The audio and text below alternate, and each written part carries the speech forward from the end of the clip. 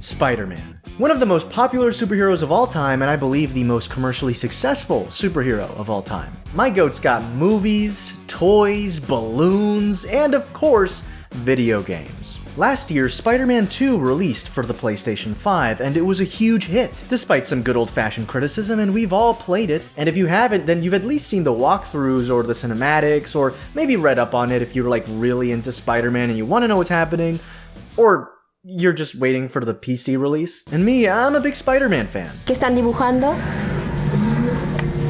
Show me. The investment I have towards Spider-Man games led me to making a video all about the multitude of video games Spider-Man's had. And trust me when I tell you, there's some really good games out there, but some bland games also exist.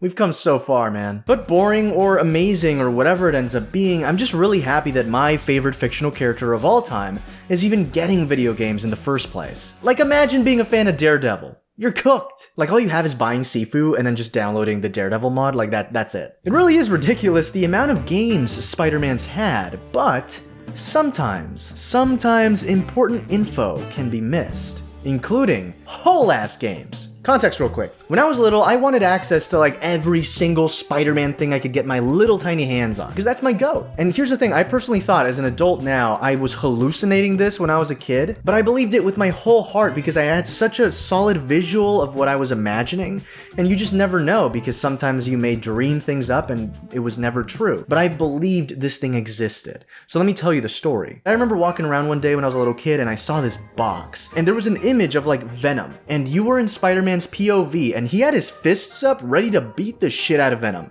And what the game was advertising was, hey, you are Spider-Man, and you're gonna beat the shit out of Venom. You're telling me I can punch Venom, the monster that like has actually scared, like, I was scared of Venom when I was a little kid, okay? Don't ask. So you're telling me I can get the catharsis I need? I'm in. And augmented reality was not a thing. You know, virtual reality, you know, all these things were kind of inaccessible to people at this time. So something like this is probably the closest you could ever get to really becoming Spider-Man. So I grab the box and I go to my parents and I'm like, Mom, Dad, can I get this game? And they're like, you're fucking crazy. That's like $80. So from what I remember, I had this one run-in with this game, and then I never saw it again. But I was like, I'm so sure this is real. And so in the Spider-Man video games video that I made, I asked for your help. I've been trying to find this game. Whoever knows about this game, you're the best. I don't know what it's called. I'm gonna put up an image of what I remember it kind of looking like. This is what I imagine it looking like. Now, channel members saw it first. Become a channel member. And the same day I posted that video, I got a DM saying, yeah, I know what you're talking about. It's real. It does exist, and it's called Spider-Man Triple Threat. That blew my mind. And so, seconds after I got that message, I went on eBay, and now that game is in my possession.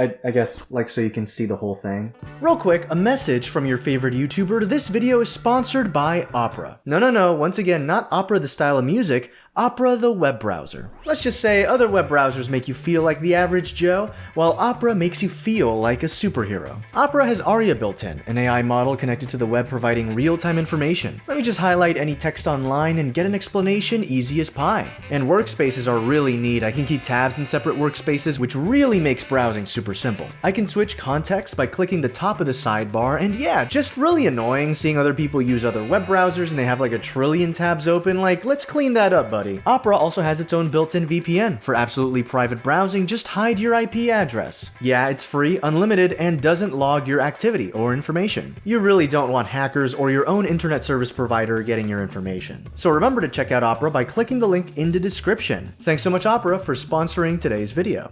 Spider-Man Triple Threat is fully ready to play once you open up the box. And thus it was finally time to get on this game I'd waited so long to play. This is the box, and all of this right here, that's what's in this box. And there's like a bunch of stuff. It's a little instruction manual that comes with it. It's a little confusing, but it tells you exactly what's gonna happen in the game. This is like the main thing that controls the game. So imagine this is like the PlayStation. So you just press the play button, you start playing, or you just set it off and it's off, you know? This is one of the cooler things. Chat, we lost the light. Now this thing is kind of unexpected. I didn't expect this to be part of the game. Basically, you put this like on your chest and you wrap it around, and once you do, when you get hit in the game, it actually starts vibrating and lighting up. So it lets you know that you're trash. Now this is what I think is the coolest thing. And these are the gloves. And basically, it's exactly what you think they are. Hold on. I have no idea how to put them on. Oh, it's like over here? Am I dumb? Am I doing this wrong? Am I doing this wrong? You put this thing here. Wait, it's like this. This is what makes you really feel like not only you're Spider-Man, but you're beating the shit out of Venom. It's giving Iron Spider Jr. a little bit. Basically, you put these two on and this is what you use to control the game. I have no idea still how this is gonna work because I think there are buttons like retrofitted in like the glove itself. I do feel one here, which I'm assuming is like the web. I hope they work. That's my biggest worry right now. Let's just get started. Ow! This is why you work out your knees.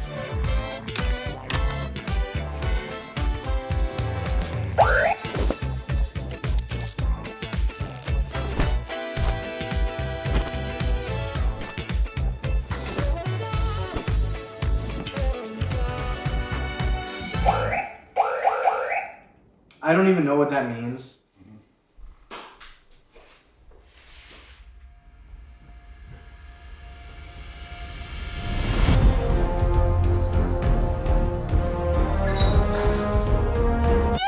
Beginner, intermediate, expert. How do I go down? How do I go down? Okay. I think I get it. Let's go beginner. Mark Bagley. Okay. What do I do? What do I do? What do I do? Shit. Oh. Ah! The first mission is a pumpkin bomb mission, and so Spider-Man is crawling up along the sides of these two buildings, and he's swinging around from side to side because the Green Goblin is throwing pumpkin bombs at him. Okay, I just have to keep it pressed, and we're good. Holy shit, this guy's crazy! He's crazy! Hold on. This is beginner. The controls, you have to really press down to make sure they worked. Oh shit! Get it, grab it! Okay, I'm so close. I'm like almost there. I did it! Easy, I win. At the end of the day, I was able to figure out how to play the game, but I wanted to make sure I got it right. So, I played that same mission one more time. Chill! Oh, what? I totally nailed that! Go climb! Press the button! Oh my god, this guy's so annoying. I forgot to turn this on. Shit! Ah, I'm vibrating! Go!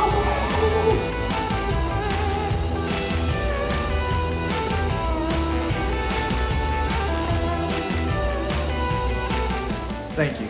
The second mission is a mission where you have to fight the Green Goblin. Yeah, Willem Dafoe himself. Not actually. And these controls now were completely different from the prior mission's controls.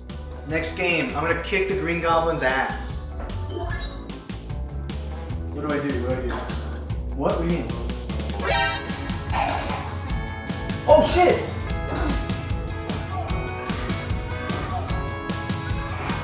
Ow! Get him, bro! How am I doing this? I don't even know how I'm doing this. Trust me when I tell you, it was a little hard to figure out how to beat this guy, because walking you have to actually press down and you have to keep it pressed to walk forward, but since the button was a little jank, it would like stop. It would make me walk forward a little bit and then just stop in my tracks. So I couldn't really get close to the goblin to really kick him. Oh shit, how did I do that?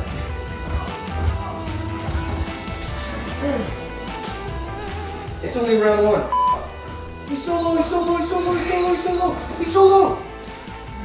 I really should have fully read the manual. So I came into the game believing that the story would kind of be incorporated into the game, but no, the story is like in the manual and it also tells you how to play the game.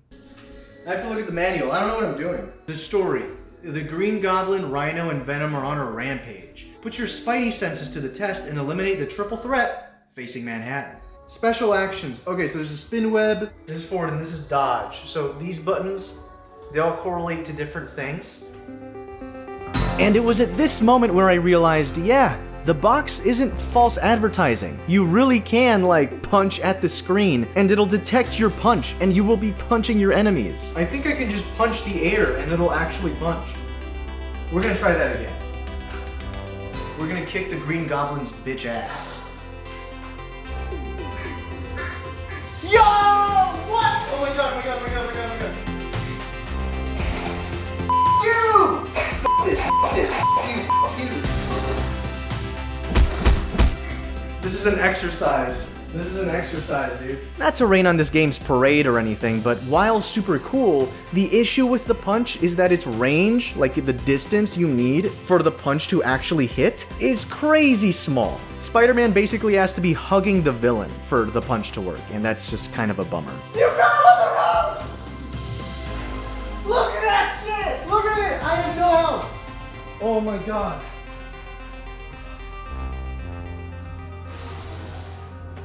Dude, I'm sweating. And that's a wrap. The Green Goblin is no more, and the next villain is the Rhino. And the Rhino was really f***ing hard. Next I'm gonna make Rhino my bitch.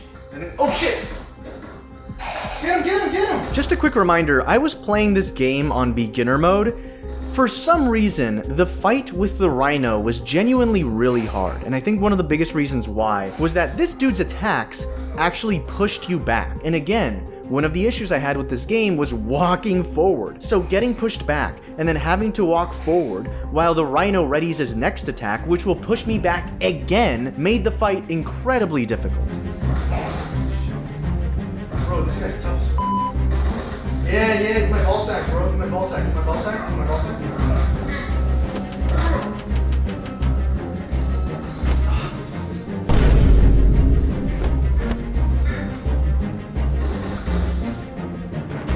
Oh my god. He had no health. And for the first time, I lost a mission. Keep going, keep going, keep going, you got him, you got him! You're so close, bro, you're so close, you're so close, you're so close. Oh my god, dude. F*** you! Make a better game! Yes! It was do or die time, and I'm not gonna lie, I feel like I kinda locked in. I noticed that Rhino starts every round with a charge attack, which means if I web him up and I stop him in his tracks, I can just start wailing on him. And I started really thinking, and while it was harder, it felt like I was finally playing the game on its terms instead of just mashing buttons and hoping for the best. And so while harder, it was so much more rewarding when I won. Yes, I'm f***ing whooping his ass! Kiss my ass, Rhino! Holy shit. The Rhino was no more, and there was only one mission left. And that meant, well, I think we all know what that means. Ladies and gentlemen, it's time to do the impossible. What I saw in the box when I was 8 years old, this shit, this f***er, we're gonna beat his ass today. That's what's gonna happen. The Venom fight was unexpected for me because, again, it kind of changed the controls. Is this something? Oh, what the f***?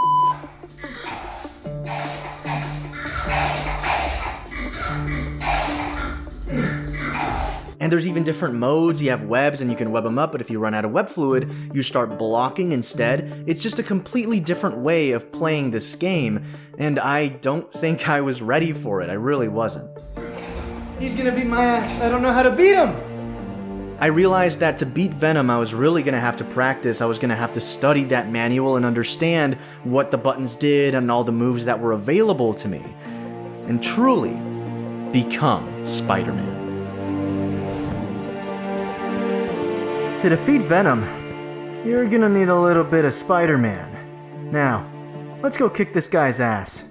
And here's the thing, putting on the suit takes a long time. As I was suiting up as Spider-Man, the game went into sleep mode, and for some reason, I couldn't get it back on. So I turned it off and I turned it back on, and I really should have read the manual, because that meant it had deleted all my data. I was gonna have to play the game all over again. Thankfully, not a big deal for Spider-Man.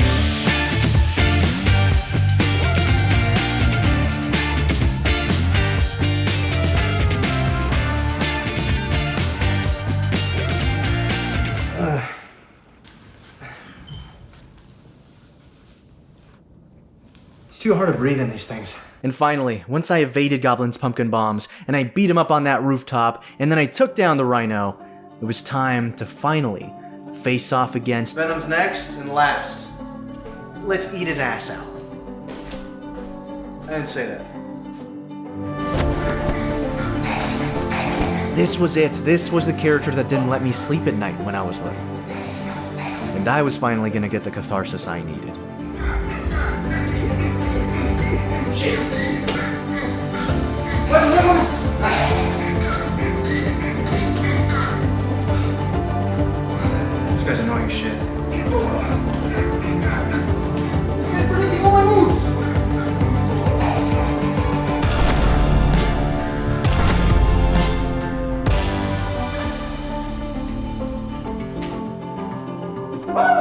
And so I beat Spider-Man Triple Threat, this game that I so badly wanted to play for so long. A game that had eluded me, a game whose very existence I doubted. At the end of the day, the game's old, it's not amazing, and it's kinda wonky to play. We did it. That being said, it's just so much fun and I had a blast. And while I didn't get the chance to play this as a kid, I'm sure that many of you that are watching did. And I hope this video gave you some nostalgia for your childhood. Sure, games keep looking better and better and they get more and more complicated, but what really matters are the experiences these games give you. And I had an amazing experience with Spider-Man Triple Threat. Probably because I had some lovely people help me film. My parents. They helped me film! Should you buy Spider-Man Triple Threat? I don't think you should be rushing for it, but I will say that if you didn't get the chance to play it when you were younger, and you got the income, pretty fun way to spend a Friday night. What? Venom's beating the shit out of me!